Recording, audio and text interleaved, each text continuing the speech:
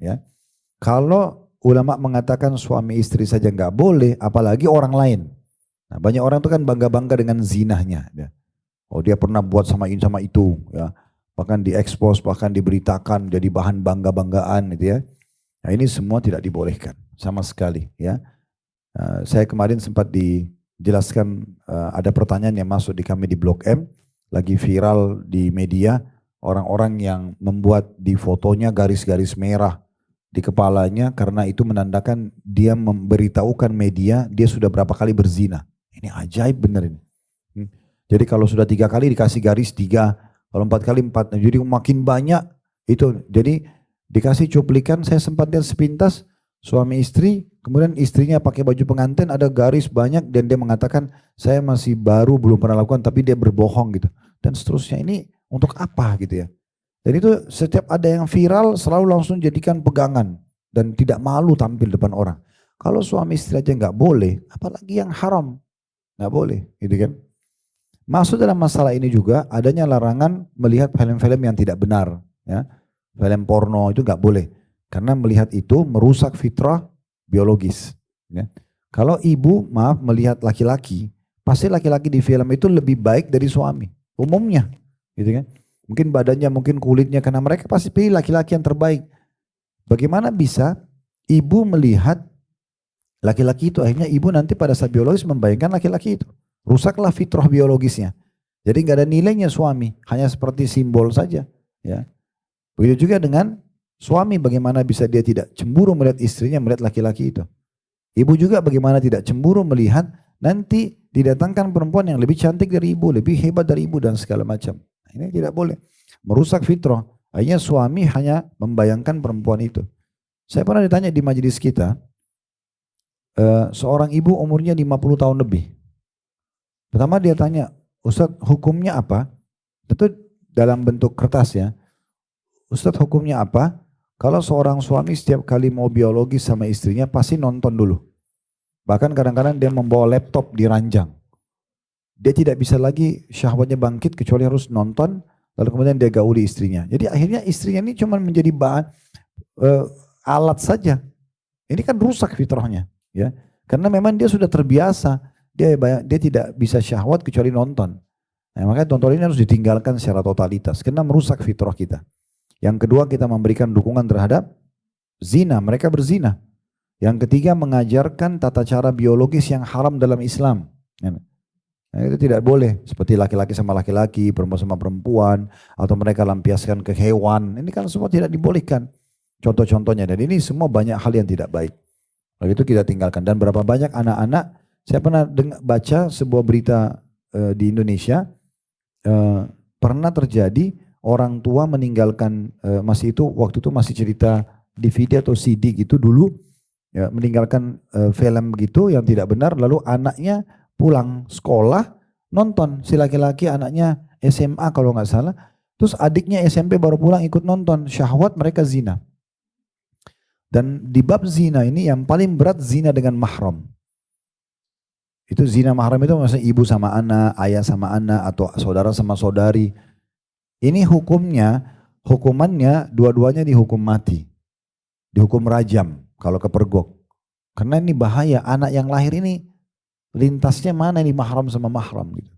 Nah itu contoh-contohnya. Jadi memang lebih baik ini ditinggalkan.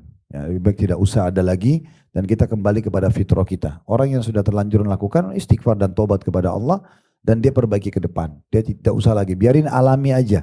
Ya, sehingga kita betul-betul menikmati pasangan kita. Di antara bahasan ulama, kenapa wanita disuruh berhijab? Ya, kenapa laki-laki disuruh kerja di luar rumah? Ternyata itu salah satunya adalah memperbaharui rasa suka di antara mereka. Jadi kalau ibu keluar rumah pakai jilbab, pakai hijab itu, oleh suami bisa lihat begitu. Begitu di rumah, di kamar, ibu berbeda. Maka itu memperbaharui rasa suka. Kalau perempuan yang sudah terbiasa terbuka di luar, terbuka di dalam, bagi suami itu biasa aja. Karena semua orang sudah biasa lihat dia pakai celana pendek, pakai baju ketat itu sudah biasa. Jadi itu mengurangi fitrah biologisnya. Nah seperti itu gambaran-gambaran para ulama di antara hikmah itu. Laki-laki safar, laki-laki pergi kerja, itu memunculkan rasa rindu pada istrinya. Kalau dia tiap hari di rumah dari pagi sampai malam, ada kejenuhan.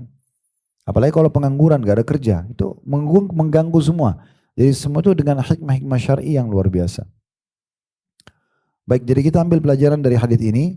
Yang pertama adanya larangan dari Nabi SAW untuk menceritakan biologis yang terjadi antara suami istri.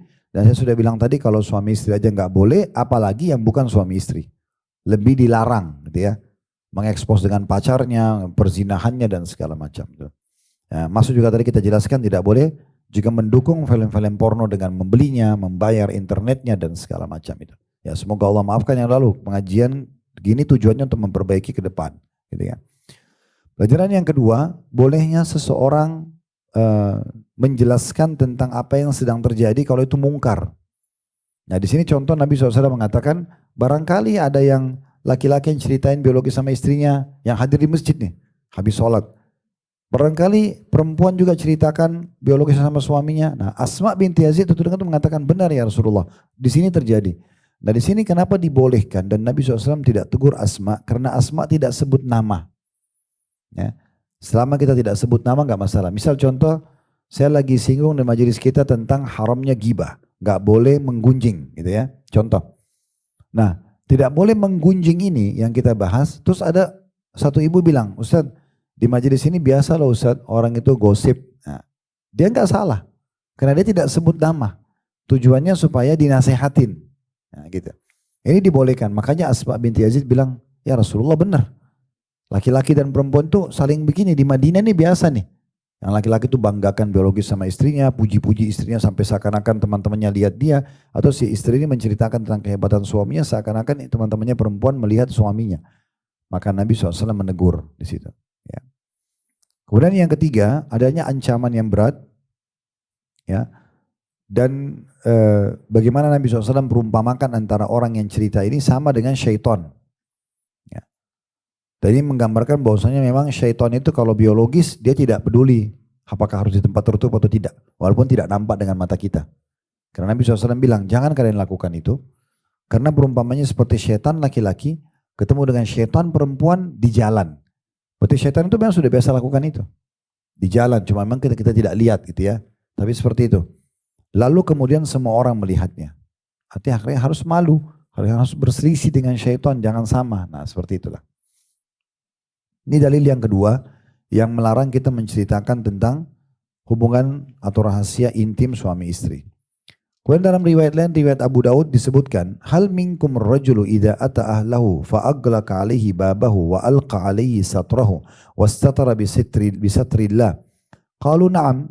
Qala thumma yajlis ba'da dhalika fayaqul fa'altu kadha fasakatu thumma aqbala 'ala an-nisa'i faqala hal minkunna man tuhaddits fasakatna faja'at fatatun ka'abun ala ihda rukbatayha wa tatawalat li Rasulillah sallallahu alaihi wasallam liyaraha wa yasma'a kalamaha faqalat ya Rasulullah innahum la yuhaddithuna wa innahunna la yuhaddithna faqal hal tadruna ma mathalu dhalik